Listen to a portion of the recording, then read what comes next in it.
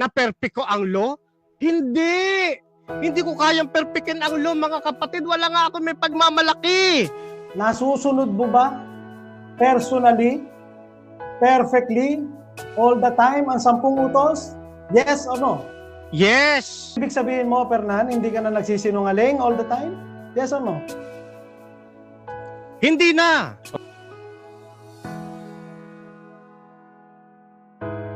Okay mga kapatid, affirmative dito si Fernando Camacho ng Seventh-day Adventist. Negative naman si Erwin de la Cruz ng JICC mga kapatid. 15 minutes bro bilang affirmative sa ating topic ngayon.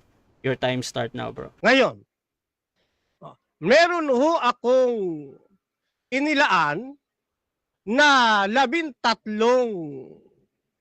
tawag dito, na 13 poste. Yan. Ang unang poste,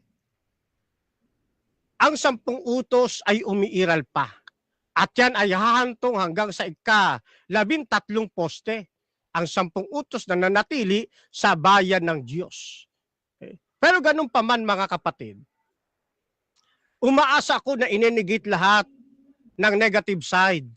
Ang lahat ng 13 posting ito na akin pong itatayo ngayong gabi. Kapag hindi niya ito, ay sandali. Mukhang nakaisip ako ng mas maganda. Parang mas napakarami yata ng 13 poste. Ganito na lang. Gagawin ko na lang 3.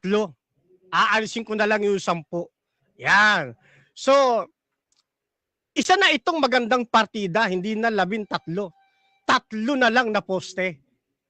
Para naman ang negative side, mas madali niyang manigate yung atin pong itatayo.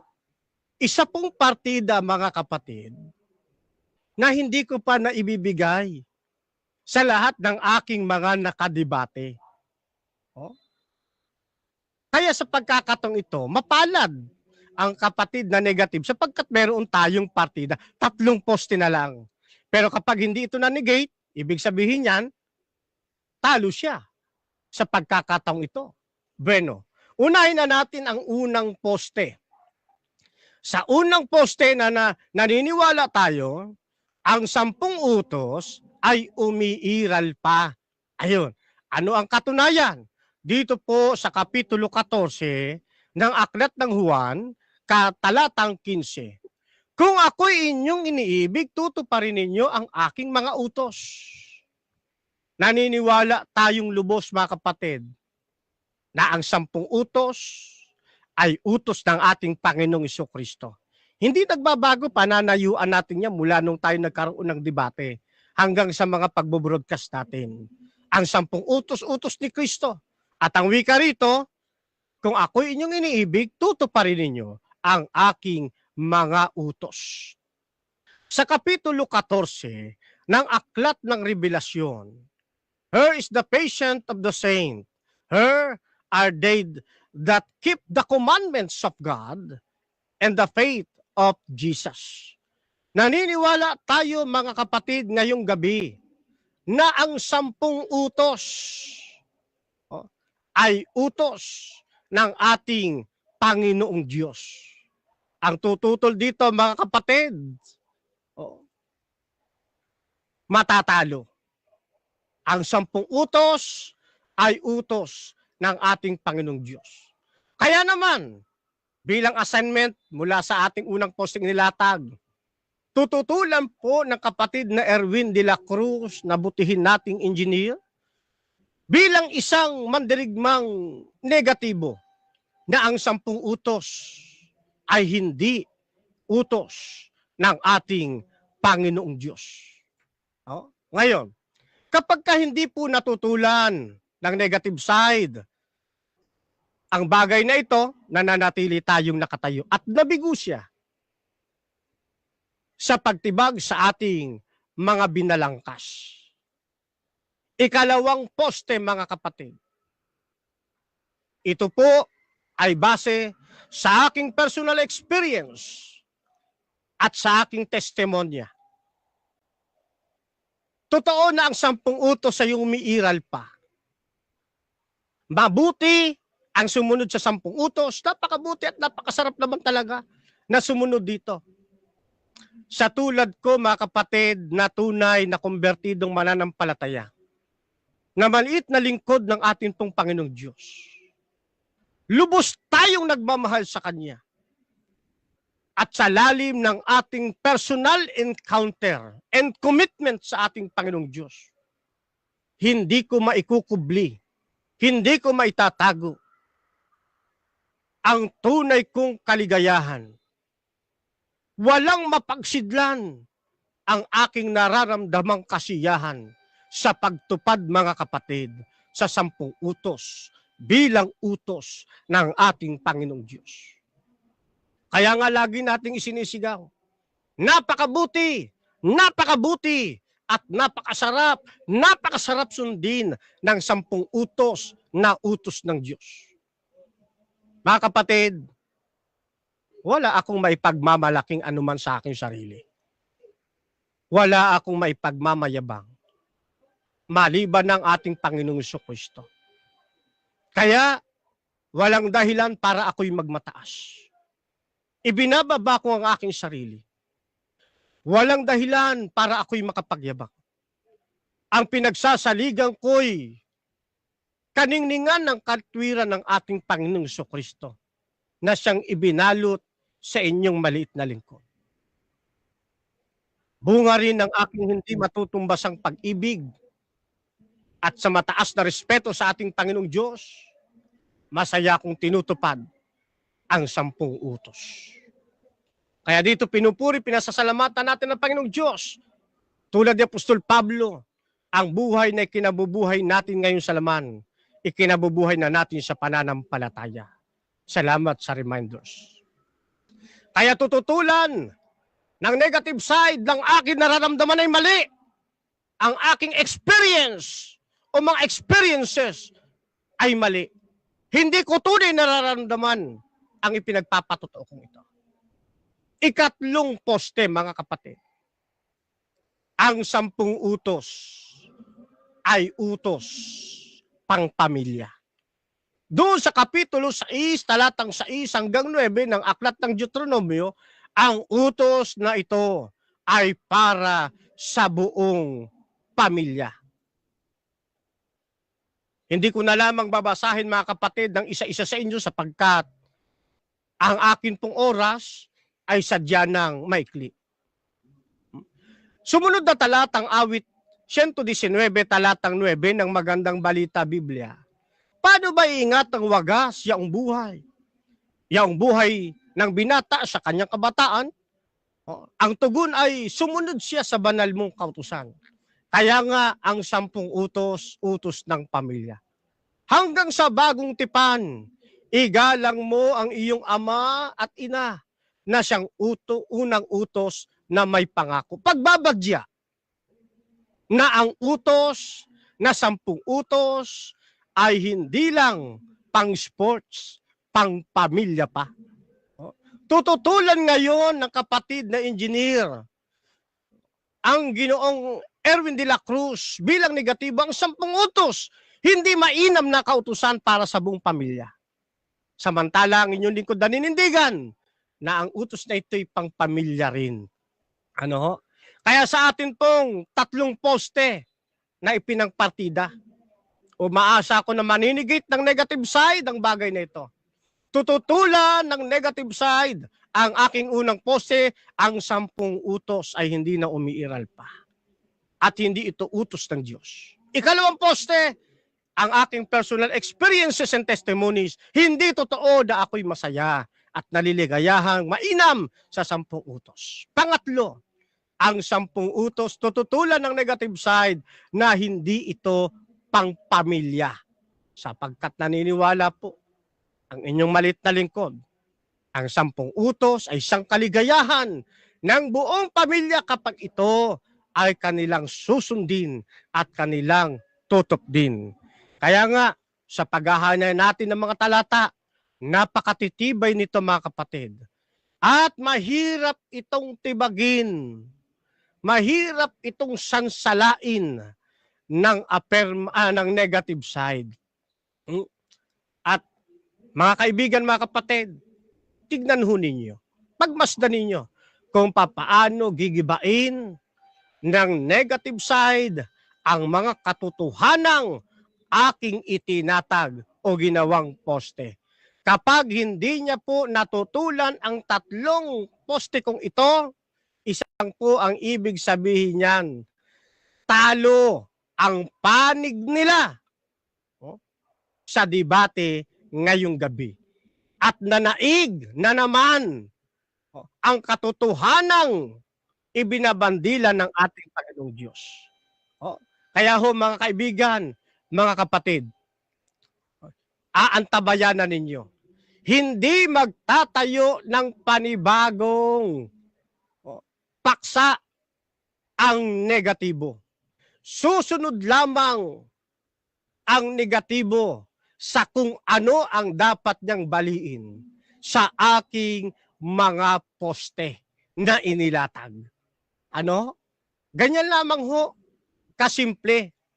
At napakadali na nito sapagkat hindi na ito 13 poste. 3 na lamang. Ano ho? Yan. Sa 3 posting ito, umaasa tayo mas madali niyang maininegate ang katotohanan ng ating tinataglay. Ano? Uulitin ko. Bilang klarifikasyon, tandaan po natin sa gabing ito, walang ibang gagawin ang negative side sa katauhan ng ating pong engineer, si Ginoong Erwin de la Cruz, kundi tutulan o inigate ang 3 na lang na poste na akin pong itinayo. Kapag hindi niya po nagawang matutulan ng wasto ang 3 posting ito, mga kaibigan, talo na po siya. Opo, ganun lamang po kasimple. Ngayon, bilang katapusan ng akin pong paglalahad, nais ko pong pansinin ninyo ang kanyang pagtatayo. Lilihis ba siya o aayon sa paksang napagkasunduan? Ano ang paksa? Uulitin natin. Mabuti ang sumunod sa 10 utos. Ang kabaliktaran niyan, hindi sumunod sa 10 utos. Ay, time na. Maraming salamat po. Okay, so dyan natatapos ang unang pahayag ng ating affirmative, Fernando Camacho ng Seventh-day Adventist. So, dako tayo sa 7 minutes na pagtatanong. At set ko lang yung time ni Brother Erwin. Okay, bro. 7 minutes, bro. Your time start now. Okay, salamat Perman sa iyong presentation. Unang tanong. Ginamit mo John 14:15, Ephesians 6:2, Psalms 119, Revelation 12:17, Deuteronomy 6:6. Alright? Dito ba sa lahat ng mga talata na ito, may nabasa ba tayo na nagsasabing, word for word, na napakabuti at napakasarap sumunod sa 10 utos? Yes or no?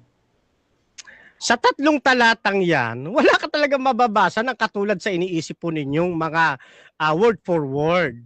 Kayo rin, alam po naman ninyo sa pag-aaral ng Biblia, hindi laging word for word.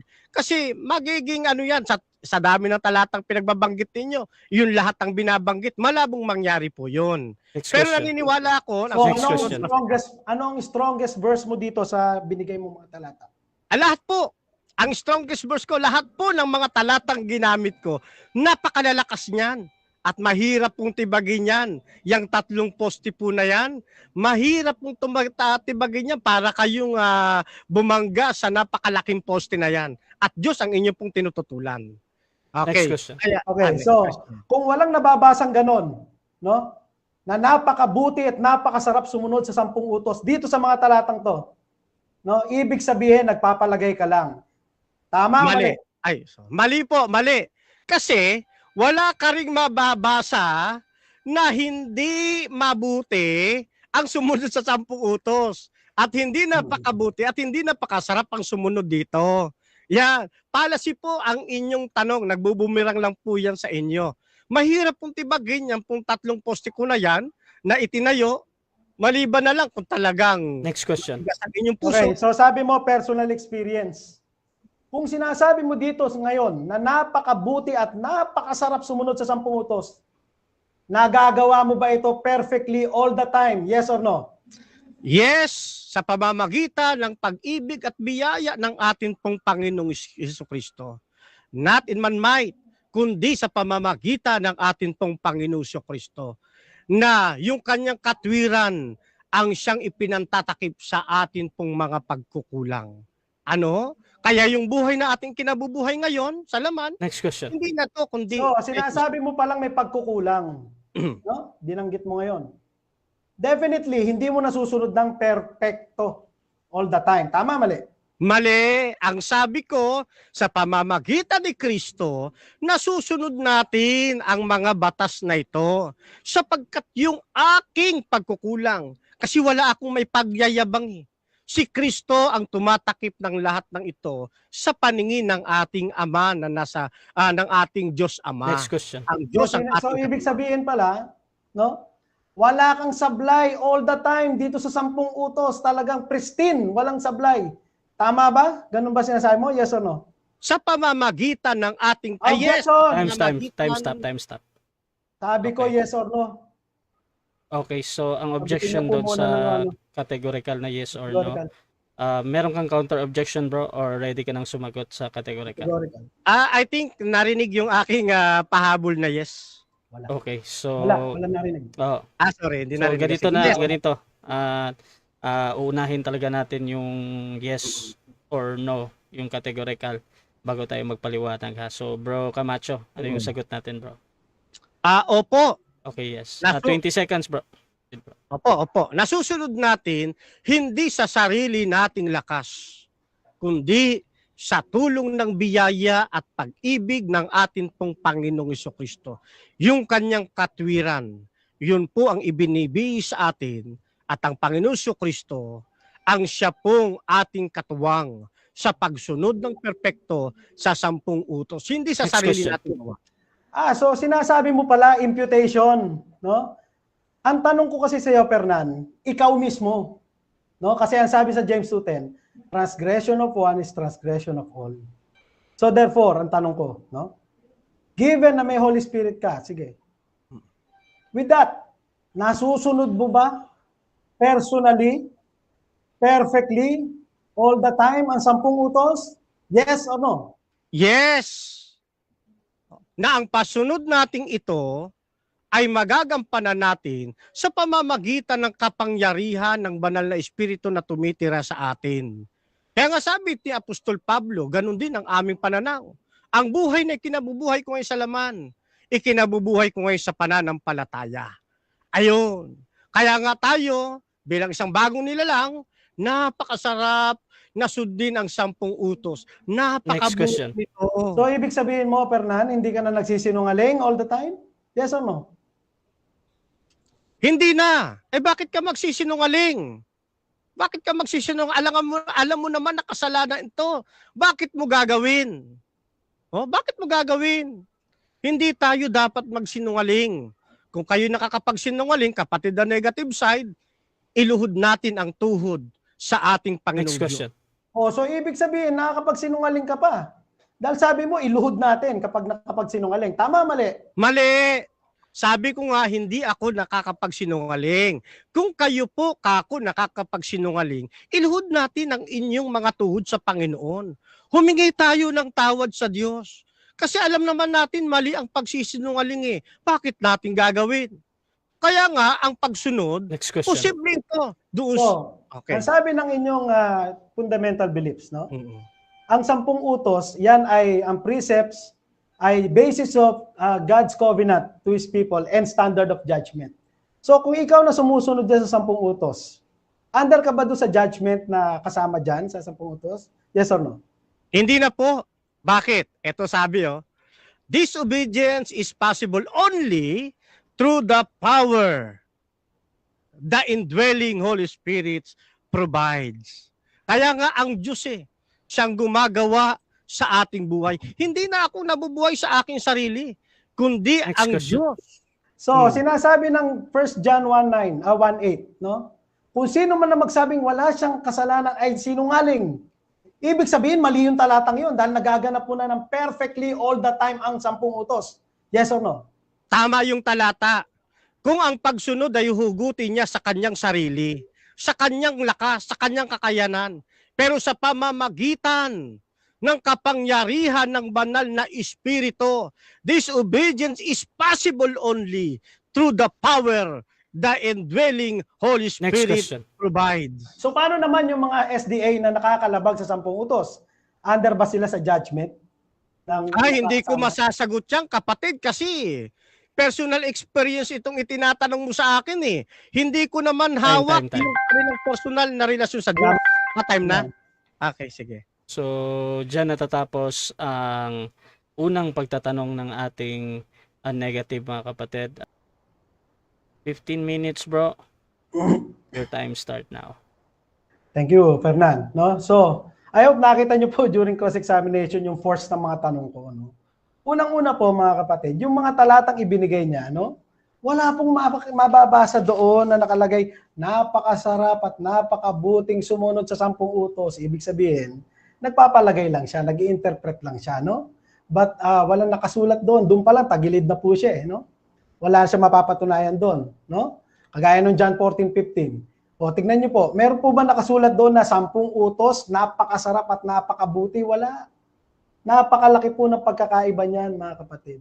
Tapos yung sinasabi niya na hindi na daw siya sumusunod, hindi na daw siya nagkakasala sa 10 utos. Sino po maniniwala doon, mga kapatid? Kayo na lang po humusga doon, ano? So, tapos yung judgment, no? Sabi niya, hindi na daw siya mahatulan dahil nakaka-perfect siya. Sino maniniwala doon, no? Kayo na lang po, dahil matatalino naman po tayong lahat ng mga Kristiyano. Alam po natin kung sino ang nagsasabi ng totoo o hindi, based sa ating experience at lalong-lalo na based sa nakasulat sa Biblia. Ngayon, yung sinasabi niya po, mga kapatid, na kung ano yung dapat kong tindigan, dapat patunayan na sa negative. Huwag kayo padadala doon, pamimiloso po lang po yun, ano? Ang sabi po sa atin ng Apostol Pablo, no?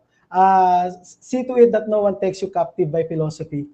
Ang ating pong argumentation, kung ano yung nakasulat sa Biblia patungkol sa paksa, hindi po siya magdidikta sa akin kung ano patutunayan ko as a negative, no? Ngayon, ang nakita po natin dito, unang-una, baka sabihin niya mamaya, no? Sasabihin ko na ngayon, wala akong tinitindigan dapat labagin ng 10 utos o anumang utos ng Diyos, no? Wala rin po akong sinasabi, kanina bilanggit na to, no? Patunayan ko daw na hindi ka aya-aya o kasuklam-suklam, something like that. Hindi po. Ang akin po pauna, wala pong totoong Kristiyano magsasabing masama ang 10 utos. Certainly, hindi po yan ang aking sinasabi dito for tonight's debate, no? Kundi, mga kapatid, ang ating pong again ilalatag as a negative side, kung ano nasa Biblia, at hindi tayo lalagpas doon, hindi tayo mag-i-impose sa mga talata. Alright? Dahil po, yan ay tampering of God's word, mga kapatid. No? Yan po ay underhanded, disgraceful act. No? Practice of cunning, masama po yan. Hindi po natin gagawin yan. Then, unang-una po, bago po ako maglatag, pag ginagamit po ni Pablo yung salitang law sa kanyang mga sulat, mismo ang kanilang Sabbath School lesson nagsasabi, yan po'y tumutukoy sa buong kautusan, kasama po sa utos doon. No? Even ang kanilang propeta at ang kanilang chief theologian, inaamin po yan. No? Ngayon, malaki po kasi ang impact noon, mga kapatid, sa ating pag-unawa sa Biblia. Alright? Ngayon, pupunta na po ako sa aking latag. No? I have 4 points po. Bakit po ako negative? Hayaan niyo pong ilatag ko ito. Ito pong sinasabi ng Biblia patungkol sa paksa. Una, nakita natin James 2:10. This law requires perfect obedience, mga kapatid. Transgression of one, transgression of all. Alright? Yan ay absolute perfection. Hindi yan tumatanggap ng 9 out of 10. No? Hindi. Yan po ay laging absolute. Even sila po, ina-affirm sa kanilang fundamental beliefs. They demand perfect obedience, mga kapatid. Napakahalaga po nito, no? Na dapat mong maunawaan, mahal kong SDA. Now, for point number 2, fallen humanity, including Christians, has no ability to perfectly obey this law. Mga kapatid, makikita po natin yan sa Aklat ng Roma. Umpisa ko po dito sa 5:12, no? Sabi po dito, therefore just as sin came into the world through one man, and death through sin, and so death spread to all men because all have sinned. Therefore, as one trespass led to condemnation for all men. Ano naunawaan natin? Yun daw pagpasok ng kasalanan ni Adan sa Eden, no? Ay dahil doon pumasok ang kasalanan sa sanlibutan, lahat ng tao ngayon ay namamatay. Bakit? Minana po natin yon yung original sin ni Adan, tao po doon ay sinful nature natin. no? At dahil doon, ang lahat po ng tao by default, napailalim sa condemnation. No? Ngayon, dahil sa kalagayan ng tao na yan, ay pinakilala ni Pablo, sinabi ni Pablo, ano ang relationship ng law and sin? Okay? Makikita po yan sa Roma 7, umpisa ko sa 5 pataas, no? Sabi po dito, for while we were living in the flesh, our sinful passions aroused by the law were at work in our members to bear fruit for death. Okay? Nakita niyo po ang talata kung gaano kalinaw. Yung palang ating sinful passion o sinful nature, ina-arouse ng kautusan to bear fruit for death. No? Eh ngayon, dahil ba dyan, sasabihin na natin ang kautusan na may kasalanan? Hindi. Kaya lang, sabi ni Pablo, hindi natin nalaman ng kasalanan, no? Kundi sinabi ng kautusan. Alright? Hindi natin nalaman na bawal mag-imbot, kundi sinabi ng 10 Commandments na thou shall not covet. You see? Yet, hindi pa rin po kasalanan ng kautusan. But, ayun, napaka-importante po ng word na itong but sa for tonight's debate, no? But sin, yun. Seizing an opportunity through the commandment, produce in me all kinds of covetousness. Yung palang kanina inarouse, ngayon nag-produce ng mas maraming kasalanan. Kung wala daw po yung kasalanan, for apart from the law, sin lies dead, patay lang kung wala yung kautusan, patay lang yung kasalanan, no? Kaya nga sabi niya, I once was alive apart from the law, no? Ngayon, but, ayun na naman, when the commandment came, sin came alive and I died. Alright? Nung dumating ang kautusan, eh nalaman niya ang kasalanan, no? At nabuhay ang kasalanan sa kanya at siya ay namatay. The very commandment that promised life proved that to me. Bakit? Bakit? Sabi po kasi ng kautusan, do this and you shall live. Eh kaso, walang makakagawa, no? Kaya nga naging prove that to me, sabi ni Pablo. Alright? Dahil ba dyan, sasabihin na natin, did that which is good then, the law? Bring death to me? By no means. Hindi po kautusan na may kasalanan. It was sin producing death in me through what is good, no? In order that sin might be shown to be sin, and through the commandment might become sinful beyond measure. Yun po ang may kasalanan, yung ating sin nature na nasa atin, na dahil sa kautusan, pinakita sa atin kung gaano tayo makasalanan, how depraved we are, mga kapatid. No? The law is spiritual, yes, because that is the very character of God. No? But I am of the flesh, sold under sin. Alright? That's the contrast. God is holy, we are not, because we are of the flesh. Sino ba sa atin ngayon wala na sa flesh? Meron po ba kahit isa dito? Lahat po tayo nandito pa. Sabi ni Pablo, hindi ko maintindihan ang sarili ko eh. I do what, yung gusto kong gawin, hindi ko magawa. Yung ayaw kong gawin, siyang ginagawa ko. Now, kung yung ginagawa ko, yung ayaw kong gawin, sabi niya, di tama yung kautusan. No? So now it is no longer I who do it, sabi niya, but sin that dwells within me. Dwells, present tense. No? Nasa atin pahong laman ang sin nature na yan.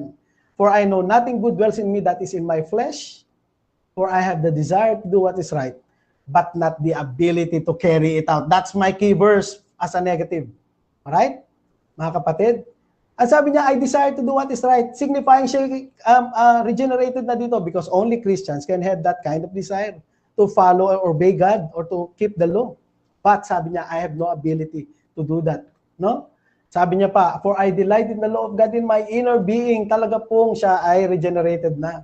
But I see in my members another law, waging war against the law of my mind and making me captive to the law of sin that dwells in my members. So you see, sa Kristiyano, may dalawang natures na nag-i-exist, no? Waging war against each other all the time. Yung ating sin nature, ang ating spiritual nature. Ngayon, paano sasabihin ni Camacho na nasusunod ko na perfectly buong all the time? Mali. Naku, Diyos ko. Sorry po. Mali po, no? Hindi po umaayon ang Biblia doon. No? Kaya nga sabi ng Panginoon the spirit indeed is willing, but the flesh is weak. No? Kaya nga sabi ni Pablo, dahil dyan, wretched man that I am. Kung napakasarap sumunod sa 10 utos, bakit dito parang depressing siya? Depressed siya. No? Wretched man, kaawa-awa ko, how miserable I am. No? Who will deliver me from this body of death? Thanks be to God, to our Lord Jesus Christ. I myself serve the law of God with my mind, but with my flesh I serve the law of sin. So you see mga kapatid, yun po ang problema, yung ating sin nature, hindi yung kautusan. Okay? And this whole argument ni Pablo sa Romans 7 can be summarized in one verse actually. 1 Corinthians 15:56, the power of sin is the law, for my third point. Alright, mga kapatid? Kasi po, kung ikaw ay nasa under pa sa power ng law, ikaw rin nasa under ng power of sin. No? Kaya nga po yan tinawag na ministry of death and condemnation ng 2 Corinthians 3:7 and 9. No? Kasi po, inherent yun sa kautusan, sa Ten Commandments. May kasama pong judgment yun, no? Sa mga lalabag doon. Kaya nga po, kung wala sana yung kautusan, ano, hindi sana tayo, hindi sana, walang may kakount na kasalanan sa atin, wala rin paghatol sa atin, kaso na nandyan na siya. O di may kahatulan, kaya lahat po tayo under condemnation. Kaya po, this whole argument sa first stand ko can be seen in one verse, mga kapatid. Romans 4:15 says, "For the law always brings punishment on those who try to obey it." Ikaw na sumusubok dyan, na sumunod dyan, condemnation o punishment ang naghihintay sa iyo. Ganon din ang sinabi niya sa sarili niya sa Galatia 2:19. When I try to keep the law, it condemn me. No? Talagang condemnation po ang naghihintay. Ngayon, the whole point I'm making is this, mga kapatid. If the Ten Commandments requires perfect obedience and it brings with it judgment of death and condemnation, yet fallen sinful mankind, even Christian, has no ability to perfectly obey to avoid this judgment. And worse, stirs up sin in him that produces even more sins. Paano mo ngayon sasabihin, no, na napakabuti at napakasarap sumunod dito kung ikaw ay under nito at mahatulang ka dito at hindi mo kayang gawin? You get the point, mga kapatid? Yan po ang sinasabi ng Biblia pagdating sa bagay nito. Kaya nga po ang sabi sa Ebanghelyo, pag tayo nanampalataya kay Kristo, likewise my brothers, Romans 7:4, you also have died to the Lord so that you may belong to another. Mamamatay tayo dun sa kautusan na yon, mapapunta tayo sa ibang kautusan. Okay? Bakit ka babalik doon sa old when a death has occurred that redeems them from the transgression committed under the first covenant? For the death he died to sin. May namatay na doon ang Panginoong Jesucristo. Bakit ka babalik doon para mamatay ka uli doon? No. Tanong, kaya mo ba? Hindi po. Hindi mo kaya yan. No? Kaya sabi niya, we are released from the law having died to which held us captive. Kung ikaw ay under pa sa captivity of the law and hence captivity of, talagang mahatulang ka. Kaya nga sabi niya, mga kapatid, for the law always brings punishment on those who try to obey it. The only way to avoid breaking the law is to have no law to break. Yun lang ang tanging paraan para hindi ka makalabag ang mamatay sa kautusan na yan. Ganon din sabi niya sa Galatia. No? When I tried to keep the law, it condemned me. So I died to the law, sabi niya. I stopped trying to meet all its requirements so that I might live for God. Yan po ang consistent testimony ng scriptures, mga kapatid. Now, puntahan ko po yung kanya nilatag, John 14:15. Pag tinignan po kasi natin yung mga latag nila, no, parang ano po yan parang ganito, puno. Ang pinaka-foundation lagi, John 14:15. Then sabi nga nila, si Kristo ay Yahweh, ipagpapalagay na nila yung 10 Commandments kaagad daw, ay binding si Kristo, dahil si Kristo nagbigay. Mali po yan, mali pong paggamit ng Biblia yan. Kung magigiba po natin itong dalawang errors sa baba, may invalidate na natin sa taas. So, umpisahan na natin. Yung pong concept ng Trinity, tandaan po natin yun. The Son is not the Father, the Son is not the Holy Spirit, and vice versa. But He is God. There's only one God. Alright? Ngayon, sino ang nagbigay? Ano ba yung sinabi niya talaga doon sa My Commandments? Ano yun? Una, may nababasa ba tayo dyan, My 10 Commandments? Wala. Ano ginagawa niya? Nagdadagdag siya sa Biblia. No? I-exegete kasi natin para maunawaan natin. If anyone loves me, sabi niya sa verse 23, he will keep my word. These things I have spoken to you while I am still with you. Ano yun? Yung My Commandments, yung mga salita niya, nung binanggit niya, habang nandito siya kasama ng mga apostol. No? Yung mga sinalita niya. Sabi niya pa sa verse 16, I will ask the Father, He will give you another helper. Sino yun? The Holy Spirit. Anong gagawin? He will teach you all things and bring to your remembrance all that I have said to you.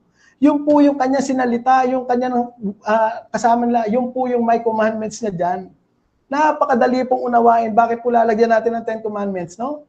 Sabi niya nga, a new commandment I give you, love one another. Meron na rin ganyang utos dun sa Old Covenant. Bakit sinabi niya new? Kasi po talagang siya na nangungusap ngayon. No? Hebrews 1:1.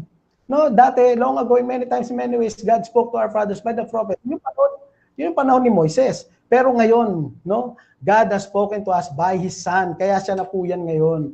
Giving distinctions between two different dispensations, mga kapatid. Kaya nga sabi nga ng Ama, this is my beloved Son, listen to Him. Binigay sa kanya lahat ng bagay, lahat ng authority, lahat ng judgment, lahat ginawa siyang appointed heir of all things. No? Kaya po yung My Commandments dyan sa John 14:15, mga kapatid, talagang ini-establish niya yung kanyang full jurisdiction, binigay kasi lahat sa kanya, no, as the Son. Speaking of jurisdiction, makikita mo yan sa Romans 7, mga kapatid. Yun ba, sa pag-aasawa, kung ikaw yung kasal at buhay kayong dalawa, binding yung kasal na yun. Pero pag namatay na yung isa, pwede ka na sumama sa iba, hindi ka na nagkakasala. Alright? Kasi mapuputol din yung kautusan na yun. Yun po ang equivalent ng Old and New Covenant, mga kapatid. Kaya nga yan po ang ginamit ng mga wordings dyan. Alright?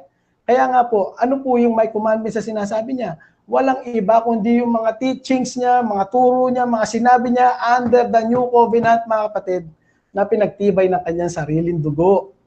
No, mga kapatid? Kaya nga po, kung paano pinagtibay ng dugo ng hayop ng una, ganun din po ngayon. So, kaya nga po lagi niya sinasabi, in speaking of this new covenant, he makes the first one obsolete. Obsolete na yun eh. Bakit ka babalik doon? Para mahatulan doon. Kaya nga sabi niya lagi, come to me, take my yoke is easy, my burden is light, my. Bakit? Eh kasi po iba yung yoke ng new covenant sa yoke ng law of Moses. Na sabi ng apostol that neither our fathers nor we have been able to bear. No? Kaya nga po, without a shadow of a doubt, etong my commandments sa John 14:15, no? Ay the commands and teachings spoken by Christ to His disciple as the Son, the distinct second person of the Trinity, under the new covenant. Alright? Binigay na po kasi sa kanya lahat. May oras pa ba ako, Brother Rasha? Okay, 7 seconds. Okay, so yan po muna aking tindig. Mamaya po, itutuloy natin itong rebuttal. Ano? So I'm now ready for cross. Diyan nagtatapos ang unang presentasyon ng ating negative naman, Brother Erwin. So, dako tayo sa 7 minutes na pagtatanong ni Fernando Camacho ng Seventh-day Adventist. 7 minutes, bro. Your time start now. Okay. Unang tanong po sa ating engineer. Yung bang 10 utos, umiiral pa o hindi na? 10 seconds. No? Proceed. Umiiral pa para sa mga hindi ligtas. Pero sa mga Kristiyano, tapos na po. Dahil natupad na sa amin yon. Fulfilled in us. Next question. Next question. Okay. Next question. Yung bang 10 utos, utos pang pamilya o hindi? 10 seconds. Ang 10 Proceed. utos po ay banal, matuwid, mabuti. Applicable para sa lahat. Alright? Lahat ng tao. Pero sa Kristiyano, natapos na po yun. Dahil Next na-fulfill na sa amin. Next Okay. Yung bang utos, yung bang 10 utos, applicable ba yan sa Kristiyanong pamilya? Yes or no? 10 seconds. Proceed. No? No. Kasi namatay na po kami dyan, sabi sa Roma 7:4. We are released from the law. Kaya hindi na kami mahatulan dyan para sa Christians. Right? Next question. Next Okay. question. Yun bang 10 utos, utos ng ating Panginoong Jesucristo nung hindi pa siya nagkakatawang tao? Yes or no? 10 seconds. Ang 10 Proceed. utos, si Yahweh Elohim ang nagbigay. Kung sino sa 3 person sa Trinity, ang ama yon, sabi ng Hebrews 1:1 and 2. Yun ang sagot. Next question. Yung 10 utos, utos ba ng Diyos? Yes or no?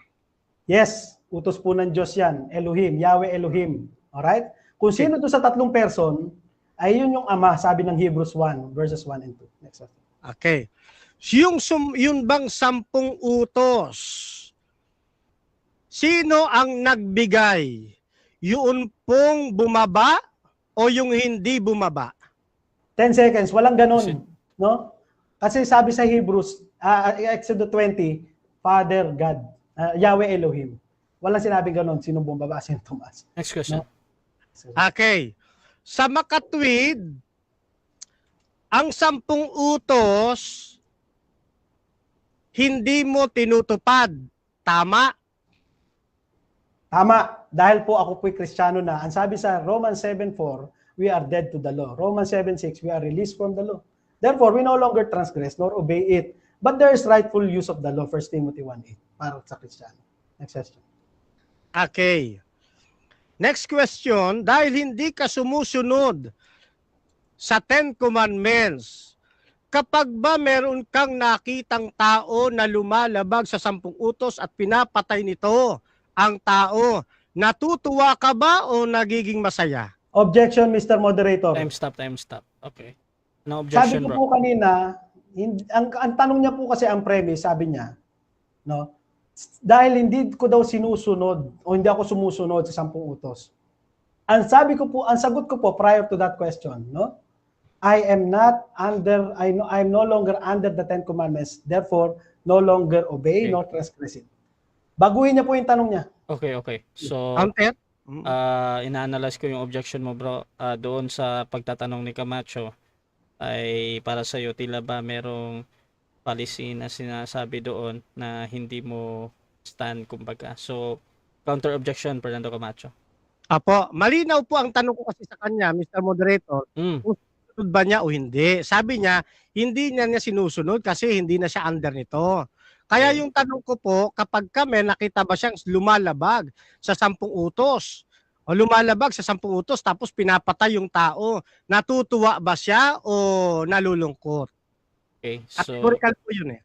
okay, so ang objection naman, counter objection doon ay sabi ni Camacho pumapasok yung tanong niya doon sa dating previous na tanong niya, which is ito na nga yung follow-up question at meron pang categorical.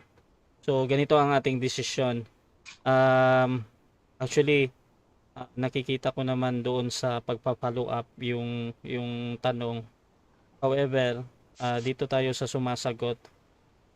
Tatanungin ko pa din si brother negative dito kung either in the next question mo, bro, dahil Sige po, sagutin na lang natin. magte 10 seconds ka. Sagutin ko na lang po ng 10 seconds. Okay, 10 seconds yung sagot mo. So, proceed ka sa sagot mo, bro.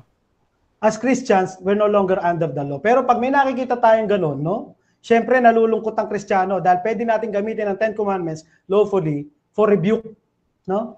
To rebuke those who are unbelievers. That is not God's will. That is transgression of the law of God.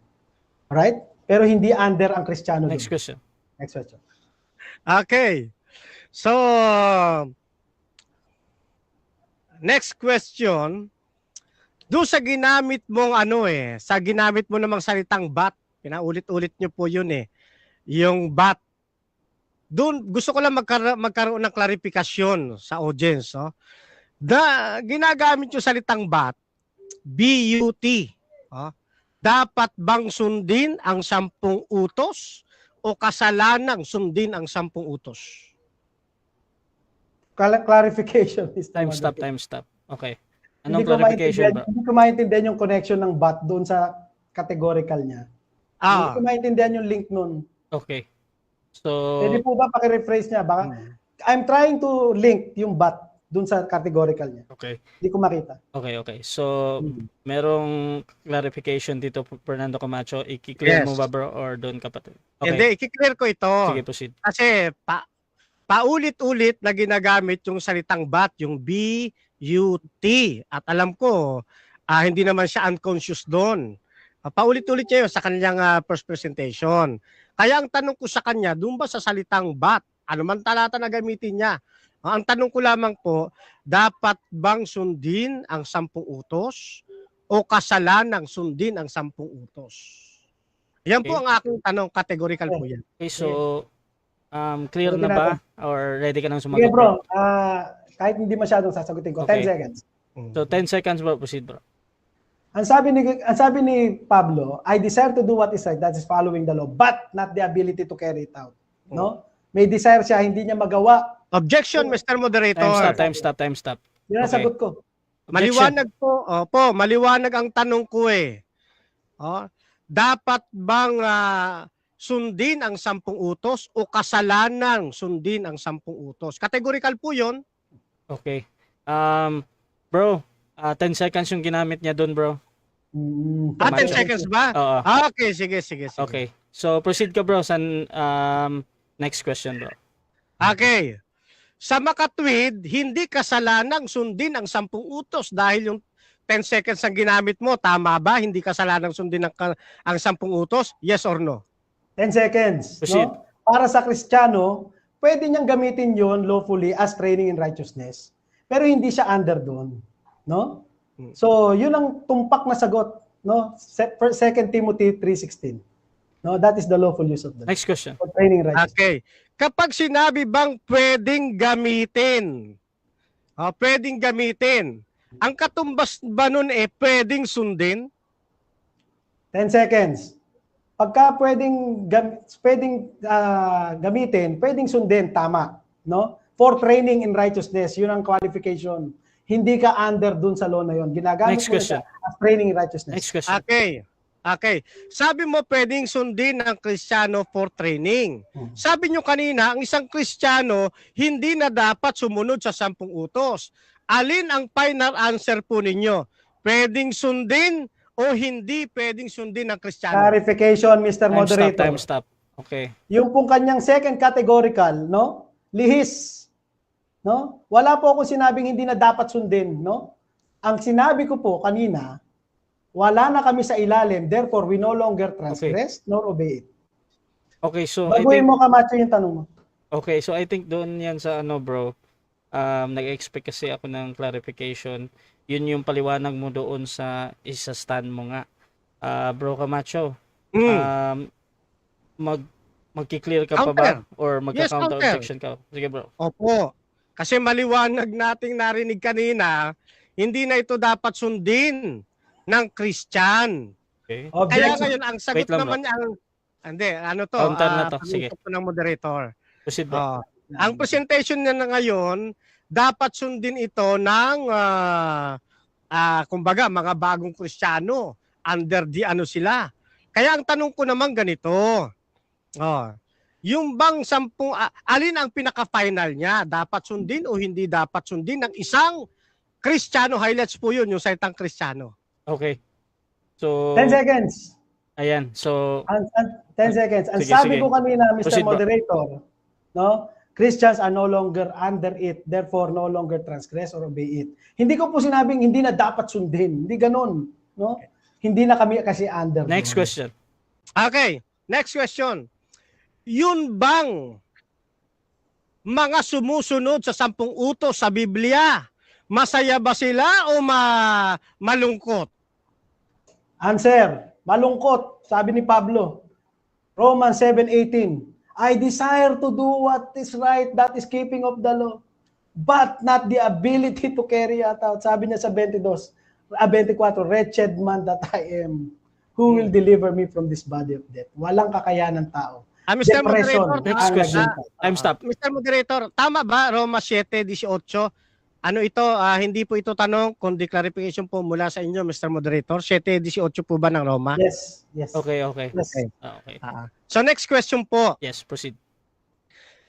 Si David na puspos ng banal na espiritu, nang sinusunod niya ang 10 utos, masaya ba siya o malungkot? 10 seconds. Proceed. No? Hindi ko alam, wala ako nabasang ganun eh.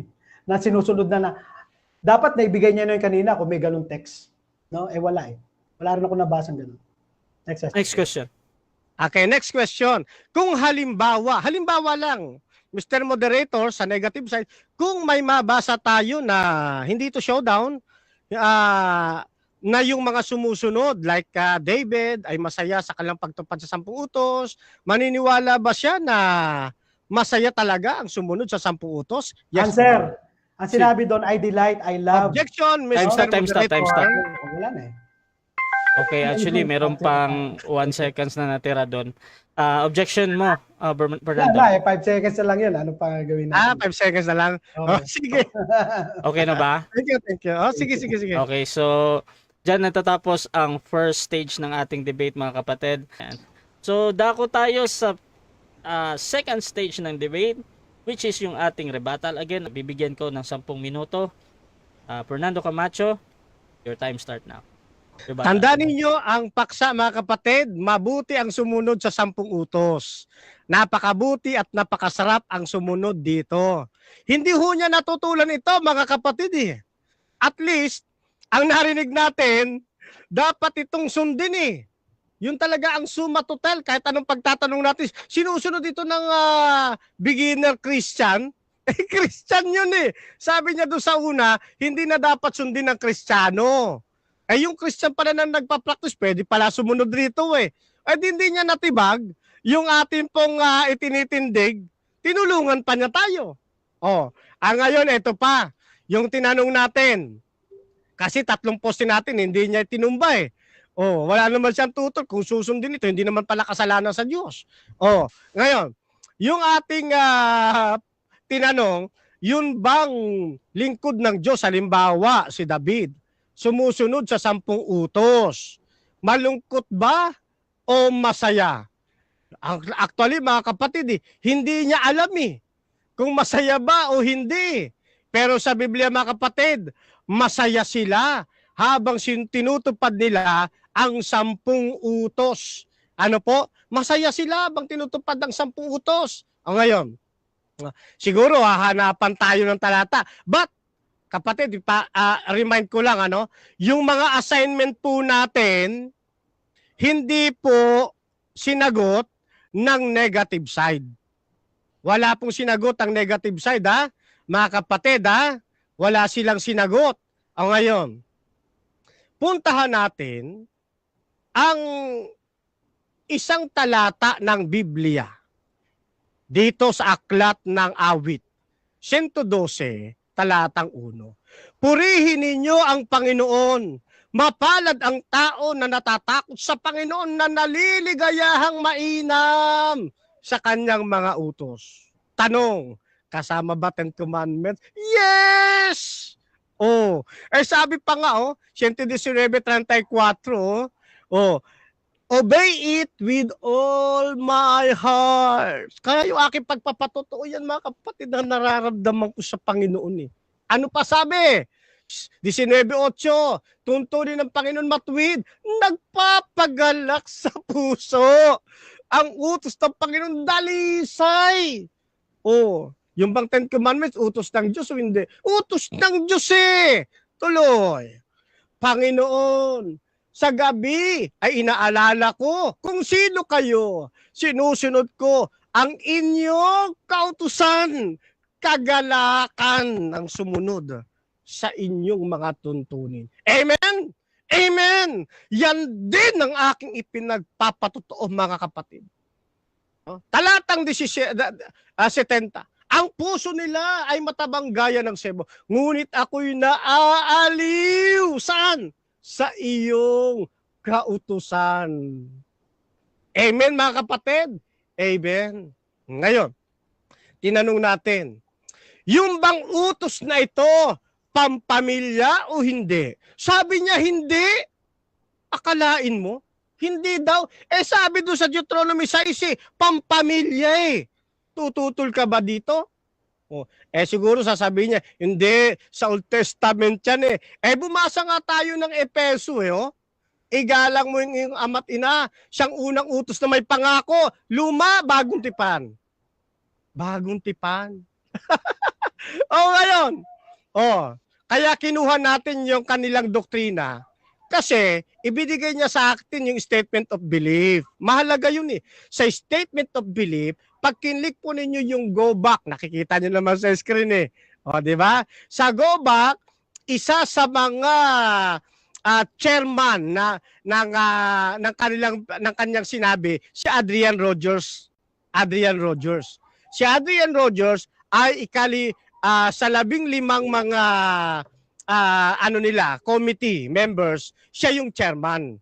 Ano sabi ni Adrian Rogers, chairman? Tignan ninyo, mga kapatid, why are 10 Commandments important? Pinapaliwanag niya yung kahalagahan ng 10 Commandments. Saan matatagpuan? Deuteronomy 6 at 9. Chairman niya ito. Biruin mo, chairman niya. Tinututulan niya. Ano ba sabi? Di ba yun nga sinite natin? Deuteronomy 6 hanggang 9. Tignan niyo pa uli. Doon sa kanilang side, God's 10 Commandments will strengthen your family. Ano sabi? While the 10 Commandments have been removed from the walls of public institutions, God's law is still apply. His law are especially important for our family. In fact, Pastor Adrian Rogers, chairman niya, remind us that the 10 Commandments were originally given to the home. Paano ngayon yan? Paano kung babaliin yan? Chairman mo na yan. Chairman nyo na yan. Tuloy pa. Sabi pa na, ano pa sabi? Only Jesus kept those commandments perfectly. If we could keep them perfectly, we would need saving. But if Christian families would teach the 10 Commandments to their children and with the help of the Holy Spirit, do their best to abide by them and their homes. Those families would be strengthened immeasurably rather than blending with the rest of society. They would shine an irresistible light in our culture. Ayan, no? Puntahan ninyo yan. Oh, ano yung ibinabandila ng kanilang nung ibinigay niya sa aking site? That God's 10 Commandments will strengthen your family. Napakabuti pala dito sa pamilya, mga kapatid. Oh, kaya nga pasalamat ang ating kapatid na engineer. Ang kanyang asawa, Adventista, sapagkat nananahan sa 10 Commandments. Oh, makakaasa siya na ang kanyang may bahay magiging tapat sa kanya. God's 10 Commandments will strengthen your family.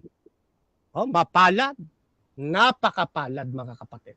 Kaya doon sa aking tatlong poste, wala siyang natibag, mga kapatid. Ni isa. Oh, kayo ang kalaban na niya rito, ako at yung chairman niya. At ang Panginoong Diyos at si David. Kasi si David masaya eh. Oh, natumutupad sa kautusan ng Diyos. Si Apostol Pablo nga. Oh, si Apostol Pablo nga masaya rin Nagpapasalamat siya, pinatay siya ng utos O, di ba? O, ako rin nagpapasalamat. Ngayon, wala akong sinasabi na kaya kong sundin yan in my own might, sa sarili kong lakas.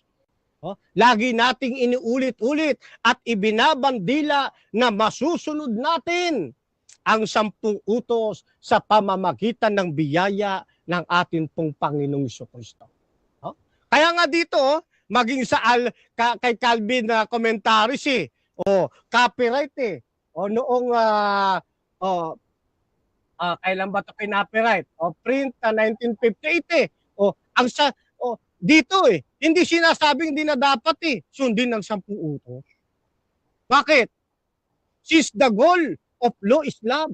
Alin ba tinutukoy niyang law dyan? Yun po yung nasa Exodus 20:15. 5:16. Di ba 10 Commandments yan? Ayon kay John Calvin sa kanilang commentaries. Di ba? Paano mo itututulan yan? Kaya dinidebunk ng negative side yung sarili nilang pananampalataya. Nananatili sa katotohanan ng Seventh-day Adventist.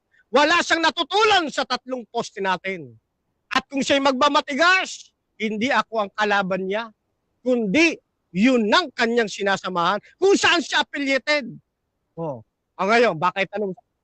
Malibang kay Roger Mills, meron pa ba? Meron pa. Pero mamaya ko na yan. Siyempre may third stance pa ako Kaya alam nyo, makapagtututulan po ninyo ang 10 Commandments. Mapapasama ang inyong kalagayan. Mapapariwara. Bakit mapapasama? Mapapariwara Bilhin mo, sabihin mo. Hindi na mahalaga 10 Commandments. Kapag may pinapatay na lumalabag sa 10 utos, masisiyang ka ba? Hindi, malulungkot ka Pero kapag may tao sumusunod sa 10 utos, nakakatuwa yun. Bakit? Hindi siya lalabag sa pamantasan ng tao at sa pamantasan ng Diyos, magiging mabuti siyang ehemplo. Sinusunod siya 10 Commandments Hindi siya nagnanakaw. Hindi siya pumapatay, etc., etc. Yan, mga kapatid, mga kaibigan, ganyan kahalaga ang 10 utos. Kaya wala siyang natutulan Save by the bell ng una Ay, sayang. Okay, so dyan natatapos ang rebuttal ng ating affirmative, Fernando Camacho ng Seventh-day Adventist.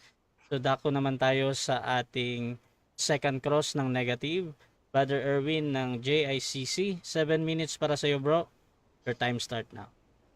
Okay, Fernan, kasi ang ating paksa, sumunod sa 10 utos. Would you affirm na yung mga sinasabing sumusunod sa 10 utos, under sa authority ng 10 utos? Yes or no? No, hindi yan ang ating paksa. Ang paksa natin ito, mabuti ang sumunod sa 10 utos. Objection, Mr. Moderator. Time stop muna. Objection. Okay, anong meron objection natin? Meron po tayong rule na kung ano yung tanong, yun ang sagot. Counter. Yung sagot niya po, napakalayo sa tanong ko. Okay. Pwede po ba pakisagot ng diretso yung tanong ko? Okay.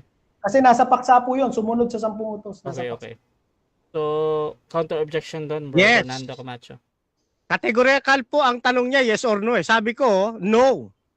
Kasi sa paksa, mabuti ang sumunod sa pungutos. Yun ang paksa. Iba naman yung paksang ibinabangon niya eh. Ayun ang ating counter objection, Mr. Moderator. Lumilihis siya sa paksa. Okay, okay. So, ito yung ating desisyon. Actually, doon lang muna ako sa categorical na no sa tanong mo. At doon naman sa sagot niya, siguro pwede mo siyang i-rebut mamaya sa time mo. Pero tatanggapin ko yan as a valid answer na no. At doon sa paliwanag niya, kahit anong sabihin niya doon sa pagiging no niya. So, Fernando Camacho, since na ano ka doon bro, interrupt, bigyan kita na ulit ng 20 seconds sa no mo. Time resume, Okay. bro. Okay, salamat mga kapatid. Tumata kasi. Ang paksa lang, mabuti ang sumunod sa 10 utos. Makabubuti, napakabuti at napakasarap ang sumunod dito. Si David no? Si David masayang sumusunod Paano mo ito tutulan yun? Next question. So let me try again, no? Let me try again. Ang paksa nakasaad dito, napakasarap sumunod sa 10 utos. Yung sumusunod ba na ito, ang tinatanong ko lang sa iyo, Fernan, sila ba ay under sa authority ng 10 Commandments? No. Hindi sila under ng authority ng 10 Commandments. Under sila ng Panginoong Diyos. Katulad ni David, nasa ilalim siya ng pangangasiwa ng Panginoong Diyos. Katulad ko rin, nasa ilalim din ako ng biyaya. Kaya nga ako nagpapasalamat sa Diyos Next question. Sa aking So, pagpatutusin ibig mo sabihin, hindi ka kasama sa covenant people of God kasi ang sabi ng inyong 28 fundamental beliefs. No? These 10 commandments is the basis of God's covenant with His people. No? And the standard of God's judgment. End quote. So, lumalabas, kung sinasabi mong wala ka sa authority ng 10 commandments, hindi ka kasama sa God's covenant people. Sabi ng inyong 28 fundamental beliefs. Yes or no? No! Sabi nga ng aming pananampalataya, ang pagtalima ay bunga ng pananampalataya. At nasusunod namin ito hindi sa sarili naming lakas, kundi sa pamamagitan ng biyaya at pag-ibig ni Kristo. Kaya wala kami sa ilalim ng mga hatol ng Next kautusan. question. Sa ilalim kami ng kautusan ni Next Kristo. question. Okay, so sabi mo wala ka sa ilalim ng hatol, no? Pero meron kayong doktrinang investigative judgment na ang hinihingi perfect obedience sa 10 commandments. So paano ngayon yun? May invalidate yung inyong investigative judgment, tama ba? No, hindi po ma-invalid yan. Actually, out of topic naman yan Pero dito sa aming paglapit kay Kristo, ito yan, no? Yan, sabi dyan, no? Yan, marami ang nag-aakala na dapat nilang sariling gawin ang ilang bahagi ng gawain. Hindi dapat yon. Kasi nagtitiwala sila kay Jesus ay kapag paprawad ng kasalanan. Pag sarili ng nilang kagustuhan, mabibigyan sila. So, yung bang kaninang si Rogers, sino ba siya? Chairman ba siya ng SBC? Yes! Di ba doon kayo naka-affiliate? Chairman nyo yun Huwag mo namang itanggi. At may authority yung kasi nasa ilalim kayo ng pangangasiwa niya Ayan kapag ikinlik po ninyo yung binigay mo, Baptist Faith message pag kinlik mo yan, lalabas si Adrian Rogers. Chairman nyo yan Okay. So, yung sinasabi ba ni Adrian Rogers, no? Ay nakasaad ba yan dyan sa articles na nakasulat sa Baptist Faith and Message? Nakasulat ba yan dyan? Next or no? Yes or no? Hindi siya nakasulat, pero nasa ilalim kayo ng kapangyarihan niya. Di ba kaya nga kayo affiliated Alam mo ba yung salitang affiliated? Nasa ilalim kayo ng umbrella. Kaya kapag nasa ilalim ka na umbrella, kung ano ang turo ng chairman, yun din ang turo mo. Sino ba mas magaling sa inyo? Yung Next chairman question. nyo, Rogers. So, ibig sabihin mo, under ka rin sa turo ni Ellen White dahil siya ang inyong founder. Yes or no? Yes, at sa ating Panginoon Kristo. At sa iba pang mga aralin namin. Oh, hindi namin tinatanggi yun. Kaya nga, sinusunod namin ang mga payo ng kapatid na Pero bakit ikaw hindi mo masunod yung sinasabi sa'yo ng chairman nyo na si Adrian Rogers? Oh, at ng iba pa. Oh, Next dapat question. sundin mo yan. So Chairman nyo kung yan. hindi Eh. nakasulat sa articles ng Baptist Faith and Message, yung article ni Rogers, hindi siya part ng official articles, kundi yun ay personal opinion or belief ni Rogers. Yes or no? No! Hindi niya yan personal opinion. Yan talagang stand ninyo. Kaya sabi ko nga, ayan pinakita ko, i-click mo yung back nung binigay mo sa akin ano. Tapos sa back makikita nyo si Roger Williams. Pagkatapos si Roger Williams makikita nyo, nagtuturo ng Ten Commandments. Hindi lang si William Rogers. Next question. Oh, ay sayang. Sinabi ba ni William Rogers ni Adrian Rogers na ang mga SBC ay under sa judgment ng Ten Commandments? Yes or no? Syempre yung nasa isip mo, hindi yung sasabihin ni Adrian. Ay, pero ano ba ang essence ito? Sabi ni Adrian, mahalaga to sa pampamilya. Nasa umbrella kayo ni Adrian. 'Di ba? Tinanggap pa nga kayo eh. Binasbasan pa nga kayo bilang member nila eh. Tapos sasalungatin mo siya. Next question. Mahirap sa inyo. Okay. So halimbawa, merong SDA, meron siyang trabaho na conflict sa Sabat. Ayaw siyang payagan ng employer na hindi pumasok pag Sabado. Ano gagawin niya? Dapat ba siya mag-resign? Yes, Hindi po. Hindi po. Tinutulungan po namin siya, nagpapadala ng sulat ang aming conference para siya'y matulungan. Ngayon, pinapayuhan namin ng kapatid na ganon para hindi siya makalabag. At meron namang laan na inilalapit sa kanya. Pero tutulan mo si Roger Williams.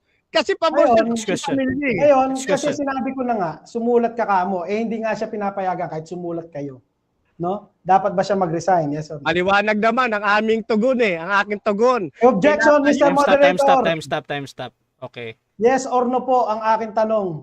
Okay, so Objection? ang objection dito doon sa categorical na yes or no. Counter objection, Bro Camacho. Yung yes or no, inihabol lang po niya, hindi po categorical. Oo, kasama. Wait Wait lang bro. Sige. Umiiyak agad Hindi. No side comment tayo. Tuloy ka lang muna sa counter objection, bro. Tapos bro Arvin, nakuha ko na yung objection mo, Yes. bro ha. So counter objection mo na, bro. Kasi, doon sa counter categorical. objection. Wala kasi ako narinig na yes or no or categorical question. Siguro, pagkakataong ito, i-revise niya, lagyan niya ng categorical question. Okay. Ayun nga po. So ganito yung ating decision dyan. Actually, kanina bro, doon talaga sa yes or no na nadinig ko yan sa moderator. Thank you, Mr. At Moderator. Okay. Oh, sorry. ipa-implement ko yung sa objection na niya yes or no. So, ready ka bang sumagot doon sa yes or no or 10 seconds sa papaliwanag, bro, or mag-next question ka? Ano ho yung tanong para masagot ulit natin? Okay, iulit lang yung tanong. Naka-time pause naman yan. So, Yes, proceed, Mr. bro. Moderator. Kay Fernando, tanong ko kanina, sumulat ka na kamo sa employer, hindi pa rin pumayag, no? Talagang obligado siyang pumasok pag Sabat. Right? Ano dapat niyang gawin? Mag-resign? Yes or no? Yes. Proceed. Sagot, yes, dapat siyang mag-resign. Bakit? Makakalabag siya eh. Kaya nga maging yung mga kapatid natin na pupunta sa ibang bansa, pinapayuhan ng mga pastor eh, makakalabag ka. Maging na makamag-anak, makakalabag ka. Pero sabi ni Adrian, yung Ten Commandments para sa buong pamilya. Makabubuti yan Next sa question. buong pamilya. So, kahit na magutom sila, kailangan siya mag-resign. Yes or no? Hindi Time. sila magugutom. Bakit magugutom? Time. On. Sige, time. Okay. At, Categorical. time na. So, dyan natatapos ang second cross ng ating negative, mga kapatid. So, dako naman tayo sa 10 minutes na rebuttal ng ating... Teka lang bro. Sige. Mag-share screen muna ako, pwede ba? Oo, sige lang. teka lang, Hintayin bro. kita. Kasi i-share screen ako. Okay. So, ayan bro, naka-share screen na po ba ako? Wait lang, bro. Ha? Teka. Click ko muna Okay. dito. Rebuttal. Sige bro, proceed bro. Okay, salamat po. No? Yung kumpanya si Rogers, no? Sa SBC po kasi, ang aming articles nandun sa Baptist Faith and Message. Wala pong binabanggit doon about 10 Commandments. Pwede po kami magbigay ng kanya-kanyang mga opinion about 10 Commandments, mga kapatid, pero it doesn't follow na talagang yun po ay official. Alright? Kasi nga po sa SBC, may iba-ibang views din. Pero nag-iisa po kami, no? Naniniwala sa Ebanghelyo. Ang 10 Commandments, you will not be condemned by that. Sa SDA po, mako-condemn sila, no? Ngayon sasabihin niya na ano niya, natutupad niya perfectly. Sino maniniwala sa iyo, Camacho, no? Mismong Biblia sinasabi, hindi pwede 'yan, no? Walang maniniwala at sa kanila pong doktrina, mga kapatid, no? Yan po ay talagang may judgment sila. Mamaya po makikita niyo. Yung kanyang binigay na Psalms 119, no? Kasi sa Tagalog parang tugma, ano? Tingnan mo sa English. I remember your name, O Lord, give your law. Blessing has fallen to me, that I have kept your precepts. Wala naman sinabi, napakasarap at napakabuti. Wala. No? Wala. Kaya nag-i-illusion lang siya, no? Kasi nga, gustong-gusto niyang magkaroon ng talata. Walang talata. In fact, ginamit nga yan ni Pablo dun sa Romans, yung Psalms 119. Mamaya makikita nyo. So, babalikan ko tong paradigm niya, no? Nagiba natin yung John 14:15. Wala siyang naibigay na ano dyan. Wala siyang naibigay na rebuttal dyan, ano? Tinanggap mo lahat yan, Camacho, yung aking binigay. No? Tapos pagpapalagay mo yung 10 Commandments, si Kristo nagbigay dahil siya Yahweh. Tama ba ang conclusion yun? Mali po yun. No? Bakit po? Ito, sundan natin mga kapatid. Ano? Naku po, teka. Yung aking palang slide iba. Teka. Okay, balik muna ako dito. No? Kasi nga po, ito yung sinasabi ko kanina. Talagang may judgment po sila. Ito po yung tinatanong ko kanina sa kanya. Ang basis niyan, 10 Commandments sa covenant. Pag hindi ka under sa authority niyan, eh di wala ka sa covenant. O di hindi ka SDA, Camacho, no? Kasi nga po, yung investigative judgment, hahatulan sila diyan using the 10 Commandments. Tingnan mo, sabi ng president nyo, ito president mo, Camacho, no? Pag ikaw nalabag mo yan, no? Kahit isa diyan, impyerno ka. Pag hindi mo yun na-confess. Inamin din ni Richard Thompson yan, no? Hindi mo may kakaila dito yan. Perfect obedience ang iniingi ng inyong investigative judgment. Yan ay vital to your salvation, no? Ang galing mo naman na perfect mo all the time. Sino maniniwala sa iyo, no? Ngayon, hindi ka paligtas, Camacho, dahil ang iniingi niyan, malalaman mo pala kung save all law, sabi ng inyong beliefs, kapag natapos na ang investigative judgment. Alright? So, ngayon, balikan ko na to, no? Yung pong 10 Commandments, part ng law of Christ, hindi po, no? Again, the Trinity, no? Lahat po sila distinct person, pero lahat po sila Yahweh. No, mga kapatid, yung nagbigay ng 10 Commandments sa mga Israelitas, Ama po 'yun, no? Sabi ng Hebrews 1:1, malinaw po 'yan. Bakit? Kasi kung yung God diyan ay si Kristo rin, di sasabihin niya dapat diyan, in these last days, God spoken to us by Himself. Hindi, by His Son. Giving distinctions between the Father and the Son. No? Kaya po ang nagbigay talaga ng 10 Commandments ay yung Father. No? Kaya nga sa Isaiah, Father, Father. Si Kristo, pray to your Father, Father. No? Ito pa isa ka, hindi pwede yun. No? Yung pong law of Christ, pag sinundan mo yung argumento ni Camacho, yung kay Adan at saka kay Noe, magiging law of Christ din yun. Bakit? Si Yahweh and Elohim din na nagbigay nun eh. O di nagkamekos-mekos ka na dyan. Hindi po kasi tamang paggamit ng Biblia yung ginagawa niya. Yan po ay slipshod exegesis. No? Tayo po exegesis talaga. Kundi yung 10 Commandments, mga kapatid, Law of Moses yun, Malakias 4:4, Horeb, Statutes and Judgment.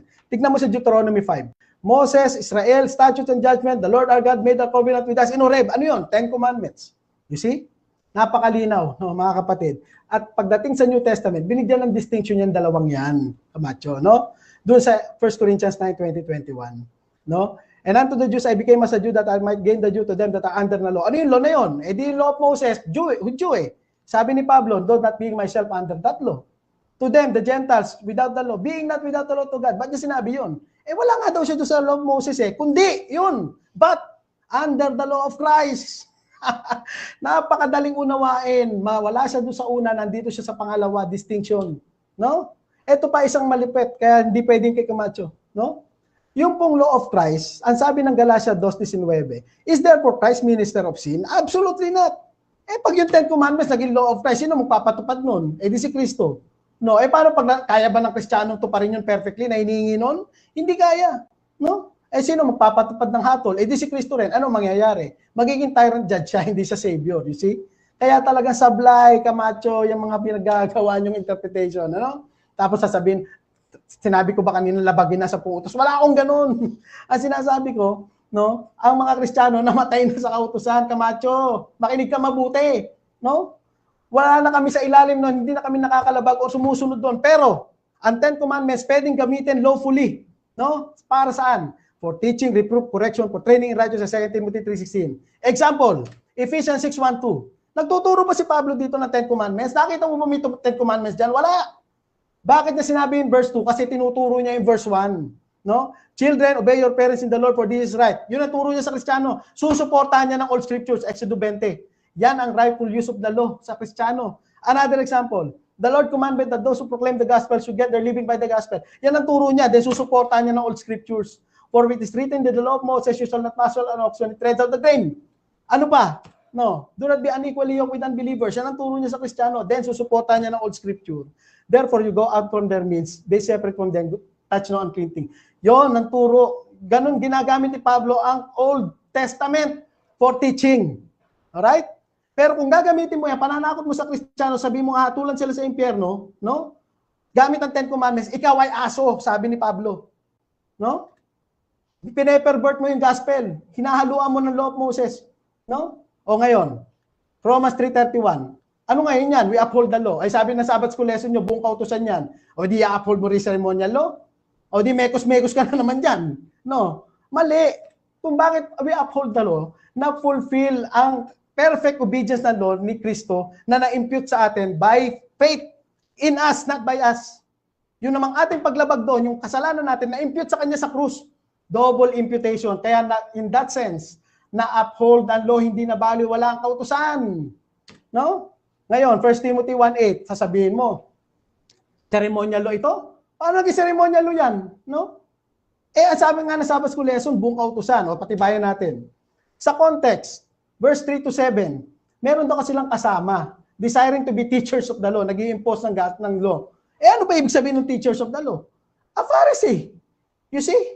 O paano magiging, ano yun? Paano magiging ceremonial law lang yun? Ang Pharisee ba, teachers of ceremonial law, number 1 nga tagapagpatupad ng Sabat yan. Oh, eh di talagang yan ay buong kautusan. Na sabi sa verse 9, this law is not laid down for the just. Bakit just? Ang mga Kristiyano, justified by faith, no, declared righteous by God, hindi para sa amin ang kautusan, kundi doon sa mga unjust, mga contrast ng just, but, no? Kaya nga, tignan mo ang description nila, sexual immoral, mga makasalanan, unbelievers. Idinagdag ang kautusan, pakinggan mo to, Camacho, ha? Dinidagdag ang kautusan dahil nung unang panahon, nakakalabag na ang mga tao before the law was given. Pumapatay na sila, nag-orgies, nagsisinungaling, etc., etc. Ano na transgress nila? Yung konsensya, law written in their hearts. Pero wala pang kautusan. Kaya sin is not counted when there is no law.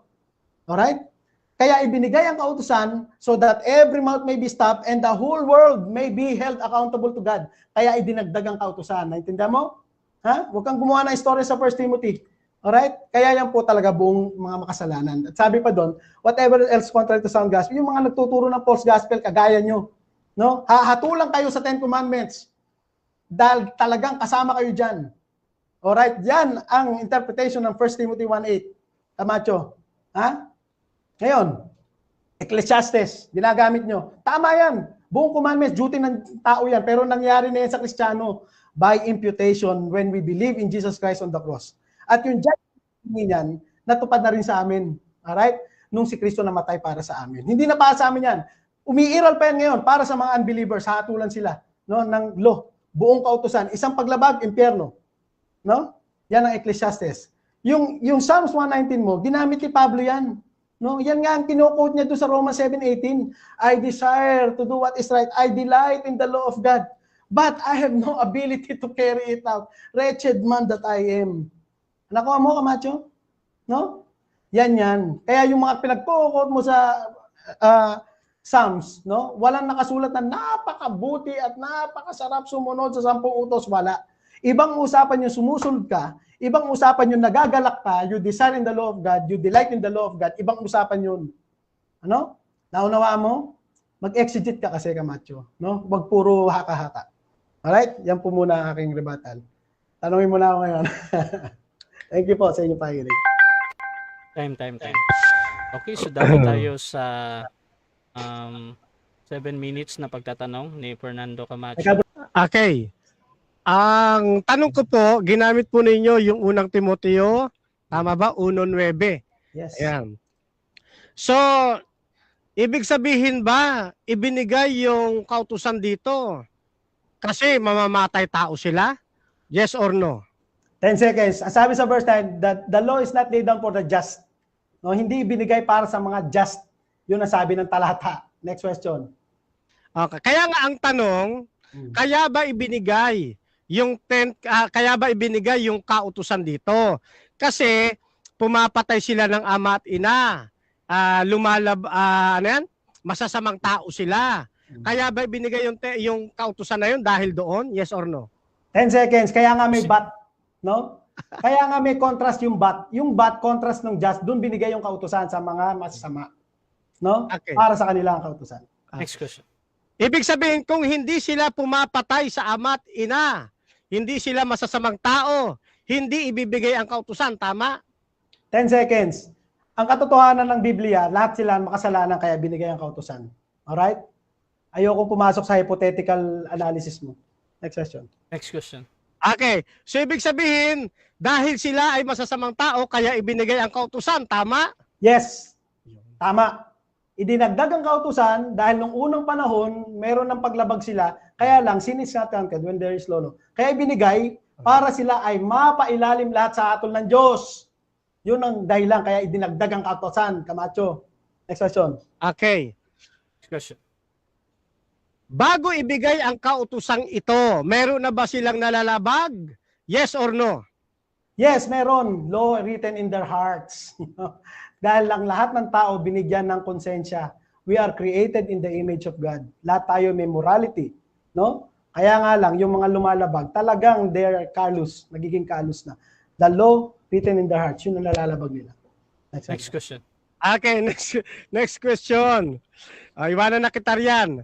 Si David ba, masaya ba siya na sinusunod ng kautusan o malungkot siya? 10 seconds, hindi ko alam. No? Kasi wala akong nabasang sinabi na David na napakabuti at napakasarap sumunod sa 10 utos.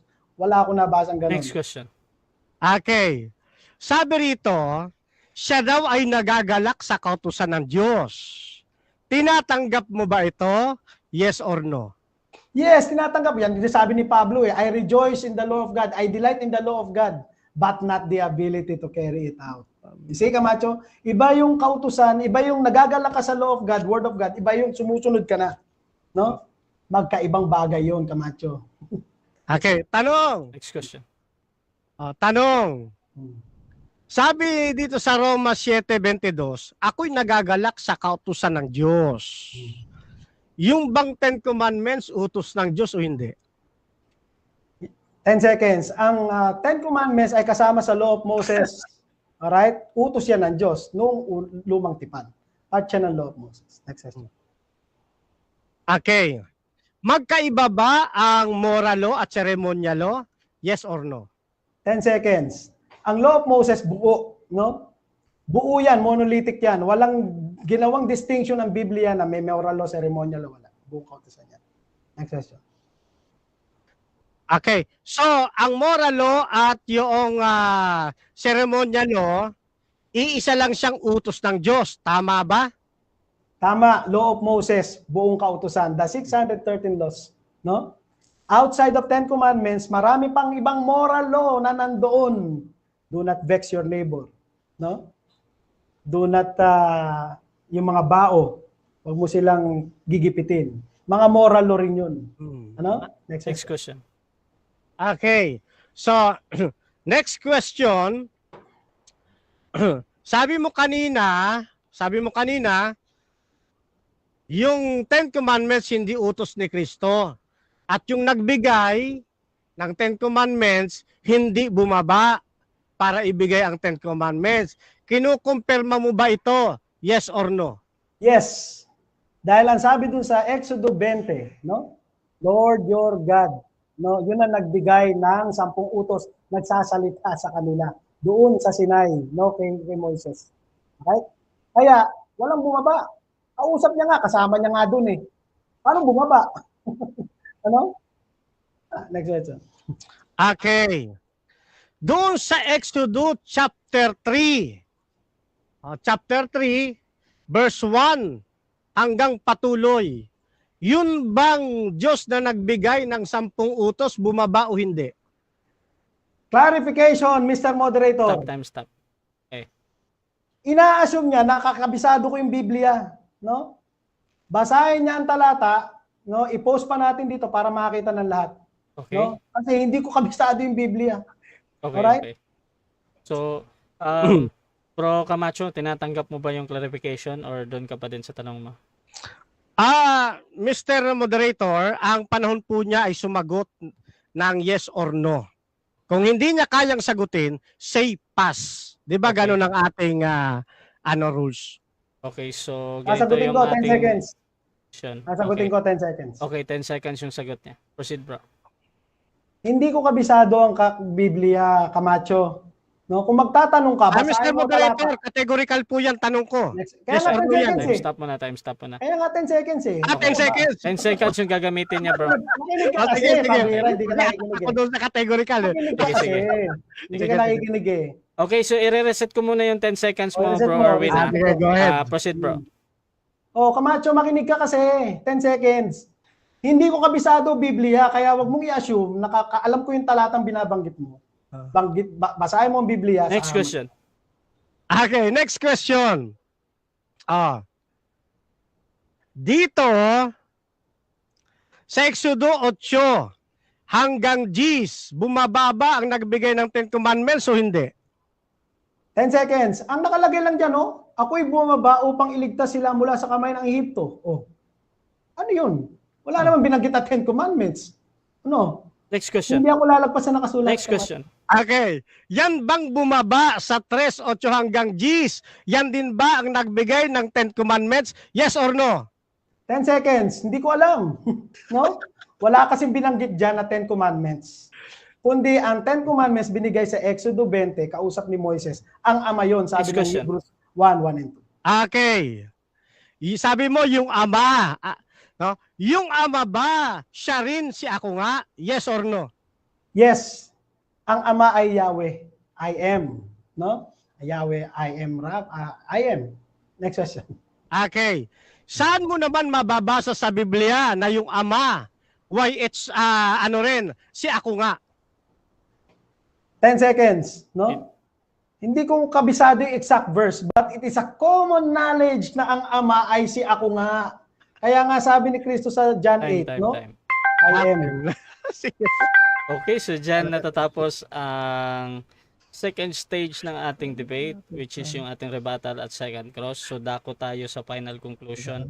Mauna dito si Brother Erwin ng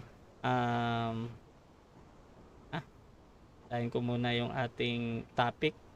Brother Erwin de la Cruz ng GICC, bilang negatibo na mabuti ang sumunod sa 10 utos, napakabuti at napakasarap ang sumunod dito. 5 minutes, bro. Your Okay, time thank start now, bro. Okay, salamat po. Nandito na tayo sa conclusion. Ano? Bigyan ko muna po yung pansin yung 4 na talata. Deuteronomy 9:26, yung mana dyan, hindi yan mana na kagaya sa tao. Mali ang gamit mo dyan, Camacho. Yan ay special possession ang mga Israel. Description ng Israelitas yan. Yung pinili ni Moises doon sa Hebrews 11:6, hindi si Kristo per se, kundi reproach. No? Mali ka na naman ng paggamit dyan. Yung John 1:14, ano? Ay walang word na bumaba. Kaya walang bumaba rin doon sa Exodus 3:8 na binabanggit mo kanina, no? Kaya wala yan. Mali-mali paggamit mo ng Biblia. Alright? Ngayon, punta ako sa conclusion, mga kapatid. Salamat po sa nainig kayo. Pasensya na kayo, minsan animated kami. Ganun talaga ang debate, no? Yung mga mahina loob, hindi pwede sa debate, no? Sabi, tayo mga Kristiyano, kapag tayo kinakausap natin itong mga SDA, dahil we preach them the gospel. Hindi tayo gumagamit ng mga lofty speeches, mga pilosopo, no? Human wisdom, mga talumpati ni Camacho, hindi, no? but we try to approve, to present ourselves approved, rightly handling the word of God, word of truth. We exegete the text. Alright? Eto mga SDA, tanungin nyo, bakit pa nila tinitindig to 10 utos? No? Dahil number 1, sa Sabat, gusto nila tayong ikulong lahat uli sa Sabat para mahatulan nun sa impyerno. No? At ang pangalawa doon ay yung kanilang investigative judgment. No? Sasabihin mo, wala ka sa authority ng 10 Commandments. Ayan ang investigative judgment mo, ang requirement, perfect obedience. Paano mo sasabihin wala ka sa authority? Sino ngayon nagsisinungaling? No? Sino maniniwala sa iyo, Camacho? No? Kung iyan ang sinasabi ng 28 fundamental beliefs, kayo po mga SDA, kayo na lang. Maniniwala ba kayo kay Camacho? Wala daw siya sa authority ng 10 Commandments? No? Naku po, talaga naman napakalaking kasinungalingan, no?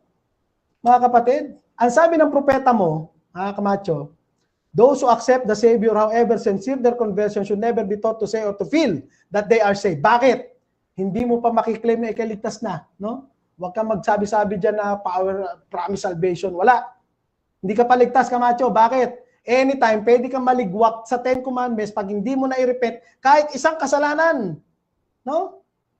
Kaya mga kapatid, maawa tayo dito sa mga taong to. No? Kailangan nila ang ebanghelyo, mga kapatid. No? Condition yan sa iyong salvation, Camacho, sabi ng propeta mo. No? Ito pa isa, tignan nyo, matindi to eh. Yung perfect obedience doon sa 10 Commandments, sabi, His righteousness, yung righteousness daw ni Kristo, is imputed only to the obedience to the 10 Commandments.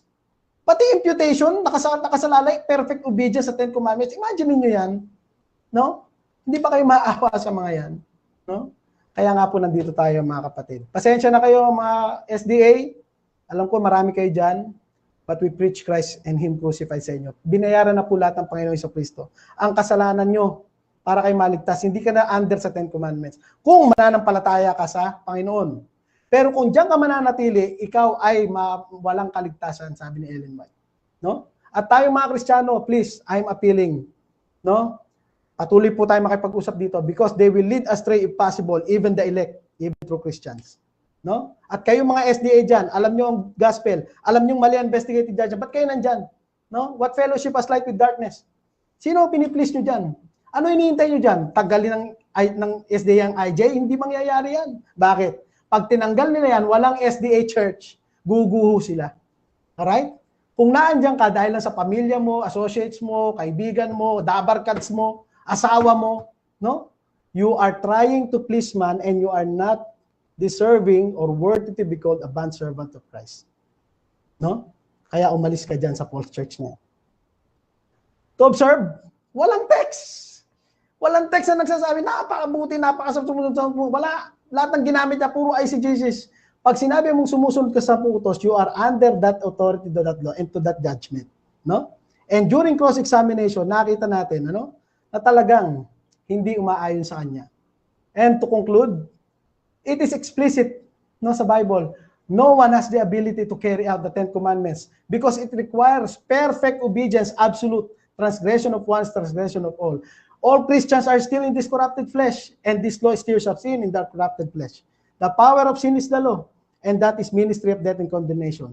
Kung gusto mong mawala dyan, manampalataya ka sa Panginoong Jesucristo, tatanggapin ka niya ng buong-buo, kapatid. No?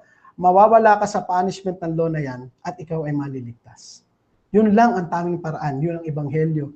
Mahal kong SDA. Para sa iyo ito. No? Sana pakinggan mo ako. Salamat po sa inyong mga pakikinig. God bless.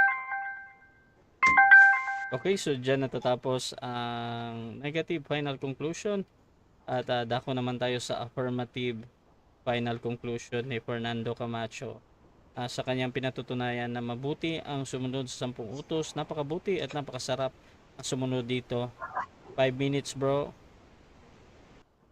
Okay.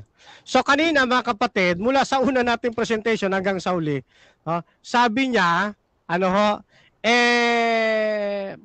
sumasayaw eh. Tinanong natin kung inalis na ba 10 utos. Hindi niya malaan kung inalis na o hindi pa.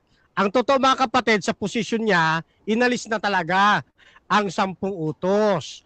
Ano katunayan? Pag sinabi kasing inalis wala na, kahit masamang tao, di nasusunod dyan, inalis na ano katunayan? Walang sinasabi, inalis na. Talagang hindi naman inalis Letra po Hindi inalis. inalis na. Eh talagang hindi naman inalis eh. Oh, nakita nyo na mga kapatid, hindi naman talaga inalis eh. Pero sabi, kung hindi ito inalis, kahit sa masasamang tao, hindi ito applicable sa kanila. Oh, ngayon, doon sa unang Timoteo 1:9, kaya pala ibinigay yung kautusan na yon kasi may mga manlalabag. Oh, tumatakas kasi sa 10 sa 10 seconds eh.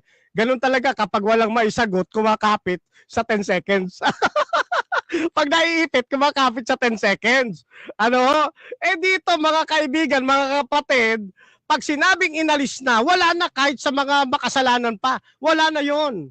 Ano? Inalis na nga eh. Saka nakita inalis tapos meron pa. O tapos, yung unang Timoteo, ibinigay yung 10 commandments kasi may mga manlalabag, sabi niya yun eh. O, ano nilabag nun? Eh di ba nga mamamatay tao sila, kaya ibinigay yung kautusan. Anong kautusan yung ibinigay na yon para doon sa mga manlalabag? Yan po'y walang iba kundi ang ceremonial law para magkaroon sila ng kapatawaran sa Old Testament. Oh, idinagdag na kautusan yan, kapatid na Elvin. Kaya kakita mo, ibinigay niya ang kautusang ito para sa manlalabag, para sa mamamatay tao, sa mga pumapatay sa ama't ina. Eh di may nalalabag na pala sila bago pa ibigay ang kautusan. Ayun, meron ang nauna. Sabi sa iyo, pampamilya yan eh. Ngayon, eto pa. Ang ganda nito. No? Sabi niya, yung ako nga, tumutukoy daw sa Ama. Walang talata na tumutukoy sa Ama yon. Yung ako nga ay para kay Kristo doon sa Juan. Na yung ako nga, bago pa si Abraham, lumilitaw na. Nandoon na. Kaya nga yung nagbigay ng 10 commandments eh. Oh, bumaba yun eh. Oh, ayaw niya matutulak kasi naipit siya ron eh. Yung bumaba na yun din ang nagbigay at sumulat ng 10 commandments sa 2 tapyas na bato. Yan po yan mga kapatid. Kaya dito ipitip, wala siyang natutulan doon sa ating tatlo lang yun na posting nilatag. Kinalaban pa niya yung kanyang chairman. Yung kanyang chairman. Ngayon, sinasabi ko ba na sa sarili kong lakas na perfect ko ang law? Hindi. Hindi ko kayang perfectin ang law, mga kapatid. Wala nga ako may pagmamalaki. Kasi ang law, magagawa lang natin, masusunod, through Christ. Yan ang aming posisyon. Disobedience is possible only. Pag sinabing possible only, hindi ka kasama yung sarili mong lakas dyan. Possible only through the power of the power, the indwelling Holy Spirit. Ang Diyos ang gumagawa sa atin. Kaya sabi ng aming ang kaibig-ibig na karakter ni Kristo makikita sa mga sumusunod sa Kanya. Ano pa? Ang pagtalima, bunga ng pananampalataya. Mahal ko kasi ang Diyos eh. Katulad ni David, pinapalusot niya pa yung salitang maligaya eh. Wala naman daw mababasa doon eh, na mabuti kautusan. Pambihira naman, no? Kung walang mababasang word for word, hindi na maligaya si David. Paano ba ibig sabihin ng maligaya? Malalim na kataga yon, kaibigan. Pati nga, ayan nga, pati nga si Apostol Pablo, nagagalak sa kautusan ng Diyos. Yung 10 utos ba, kautusan ng Diyos? Yes. Hindi nga niya natutulan, mga kapatid eh. Yung kay yung kay na pampamilya, Adrian Rogers. Actually, hindi lang si Adrian Rogers, marami pa eh. Yan pong 15 dyan, ang dami dyan nagsabi. Ngayon, isa pang hindi niya natutulan, yung kay John Calvin. Hindi niya natutulan yun kay John Calvin.